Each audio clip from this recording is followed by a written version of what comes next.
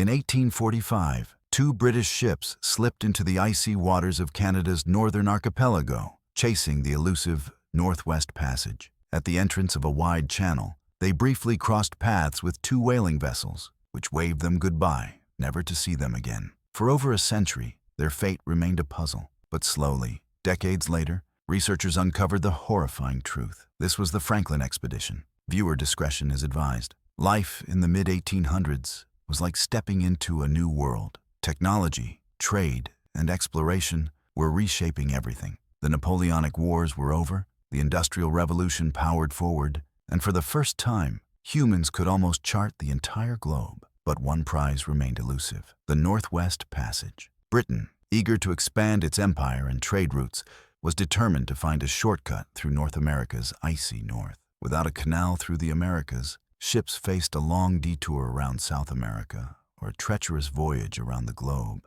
Any chance of finding a path through Canada's frozen terrain was worth pursuing. Even if commerce failed, the prestige of charting the last unknown waterway was irresistible. Sir John Barrow, the 81-year-old second secretary of the British Admiralty, wanted to leave one final legacy. He began assembling a new expedition and searched for its commander. Barrow's first two choices declined. William Parry had lost interest in Arctic voyages, while James Ross was persuaded by his wife not to risk it. Francis Crozier was dismissed for being Irish and of humble birth, and James Fitzjames was deemed too young and inexperienced. Finally, the fifth candidate was chosen: Sir John Franklin, who had already attempted to find the passage twice before, once by land with mixed results. His earlier expedition had ended in tragedy. Half his crew died, and the survivors resorted to eating moss and leather to survive. Franklin returned with a tarnished reputation, earning the grim nickname, the man who ate his boots. Yet, he remained respected by his men. Known for his kindness and devotion, he led sermons and personally ensured their safety. However, his enthusiasm sometimes made him rush dangerously toward his goals. Thankfully, he would not be alone. Crozier and Fitzjames, though initially deemed unsuitable to lead, joined him as second and third in command. They captained two ships, the Terror and the Erebus. Both vessels were outfitted with the latest technology. The Erebus, a Hecla-class bomb vessel launched in 1826, measured 105 feet. The Terror, slightly smaller and older from 1813, was 102 feet long. Their robust construction allowed them to fire heavy mortars and reinforce their hulls against crushing ice. Wooden hulls were doubled in thickness, reinforced with iron along the bow and waterline. Both ships had internal heating vents and, uniquely, retractable propellers and rudders to survive ice pressure. A converted locomotive steam engine powered the propellers, allowing movement without wind. Freshwater desalination equipment was also included, along with one of the earliest publicly available photographic cameras and an insulated diving suit for emergency ice clearing. To the men aboard, these technological marvels may have felt like stepping into outer space. Only 6 of the 24 officers had prior Arctic experience. Compasses swayed unpredictably near the pole. Months of continuous daylight or darkness confused their senses, and the landscape consisted solely of snow, gray rock, and dark waters. On May 19, 1845, the Erebus and Terror set sail from Greenhithe, east of London, carrying 134 men, a ship's cat, a dog named Neptune, and a monkey called Jacko, a gift from Lady Franklin. Their cargo included 2 tons of tobacco, 7,500 liters of alcohol, around 12,000 books, theater costumes, sports equipment, and a revolutionary addition: 16,000 tin cans of food containing fruits and vegetables to prevent scurvy. The ship stopped at Stromness in Scotland, then crossed the Atlantic to Greenland's Whalefish Islands, accompanied by 2 supply ships. 5 crew members fell ill and were sent home. The men spent a few days ashore writing letters and enjoying relative warmth. Officers had already begun recording scientific observations, tracking weather and natural phenomena. Franklin reportedly banned swearing and drunkenness, though it's doubtful the sailors fully complied. By July 12, 1845, the expedition resumed with 129 men, met briefly by whaling ships in Baffin Bay before entering Lancaster Sound, the last recorded sighting of the Franklin expedition. Navigating the Arctic was slow. Even in summer, ice-filled channels forced ships to push chunks aside, gradually damaging bows and threatening sinking. Steam engines produced only 25 horsepower at 4 knots, insufficient against Arctic ice, providing psychological comfort more than practical help. The expedition made roughly 800 kilometers, circling Cornwallis Island before returning to Beechey Island by winter, wintering in a cove between Beechey and Devon Islands. The crew insulated the ships with snow and canvas sails. 3 crew members died, likely from pneumonia. The canned food became a lethal factor. Rushed production and poor soldering left lead traces inside, with some cans spoiled or improperly sealed. Hair and tissue samples decades later revealed dangerously high lead levels, worsened by zinc deficiency in their diet, causing the body to cannibalize its own bones. Combined with scurvy, disease, and immune weakness, survival became increasingly unlikely. Before reaching the Canadian archipelago, 5 men sent home from Greenland carried tuberculosis, introducing further danger. By 1846, the ships approached King William Island. Franklin opted to sail west, unknowingly entering dense ice floes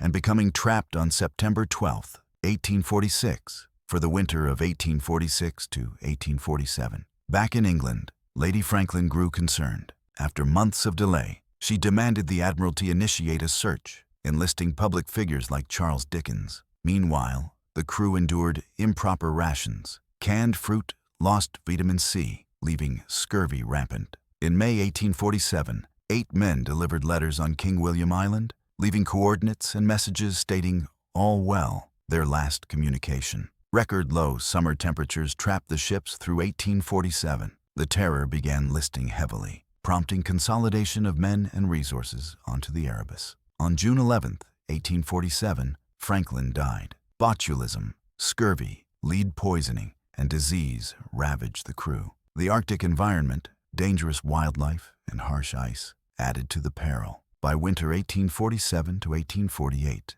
the Admiralty finally launched a rescue mission. Multiple ships, including James Ross's HMS Enterprise, searched the area. A 20,000-pound reward incentivized any assistance. By April 1848, dwindling food forced the crew to abandon the ships, leaving letters detailing Franklin's death, the desertion of the vessels, and plans to trek 240 kilometers to Back River, hoping to reach a trading post. Exhaustion, starvation, scurvy, and lead poisoning slowed progress. Over 20 bodies were left along King William Island. Large loaded boats were dragged across ice and gravel, a grueling ordeal. Some groups split, seeking alternative routes. Bodies were found in numerous locations. Many survivors avoided contaminated cans, realizing the danger too late. By summer 1849, the Erebus may have temporarily freed from ice, observed by Inuit reporting white men hunting caribou with a non-native dog, likely Neptune. In 1850, another abandoned ship was sighted, bodies still in bunks. Starvation Cove claimed many lives, while smaller groups were aided by Inuit, who fed survivors but could not save all. 1850 to 1851 saw further deterioration. Inuit accounts detailed as many as 40 men traveling south. By 1851, only 4 remained, unable to pull boats. Early Inuit testimony was largely ignored until brass buttons and items confirmed the accounts in 1854. Evidence of cannibalism surfaced, though Victorian society and Charles Dickens rejected it. Finally, in 1858, Lady Franklin funded an expedition that recovered the last reports from the Erebus and Terror. Inuit accounts suggested some survivors persisted as late as 1852 to 1858. It wasn't until 1993, 145 years later, that the final camp was located, confirming cannibalism through skeletal analysis. Survival became a fight against their own provisions.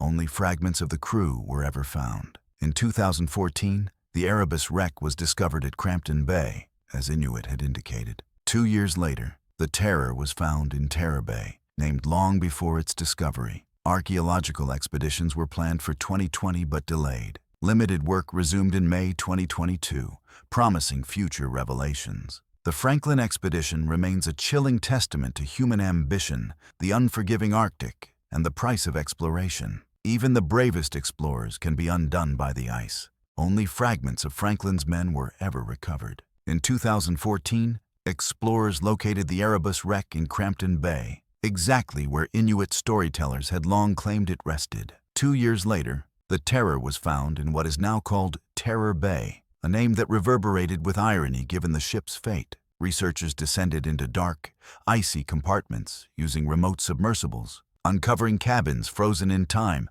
personal belongings scattered on the deck, and empty sleeping bunks entombed in ice. Modern technology, like 3D sonar mapping, underwater drones, and forensic bone analysis, has helped historians piece together how the ships ended up trapped, where men tried to abandon them, and possible locations of their final camps. Scientists found preserved food tins, lead-lined tools, and fragments of winter gear. Anthropologists studied human remains, revealing cut marks on bones consistent with butchery, confirming Inuit oral histories of survival strategies that included cannibalism. Meanwhile, metal corrosion studies show how salt water ate into the hulls, sealing their tragic legacy beneath the Arctic waves. Today, the Franklin expedition is more than a chilling story of courage and catastrophe. It has become a bridge between cultures. Inuit communities honor their ancestors' memories through oral history, passing down accounts of distant camps,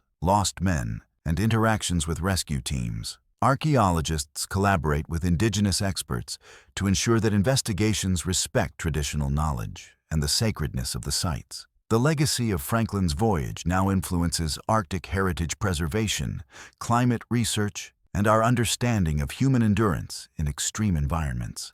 As we look back, Franklin's journey reminds us of the hidden costs of discovery, ambition, sacrifice, and the frailty of life in the face of nature's coldest extremes. Their story warns us that even the best prepared expedition can be unraveled by circumstances beyond control, and that the respect and wisdom of local communities are priceless in deciphering history. Thank you for joining me on this journey into one of history's most haunting mysteries. If you found this exploration compelling, please like, subscribe, and share for more deep dives into the unknown with Ancient Dilemma.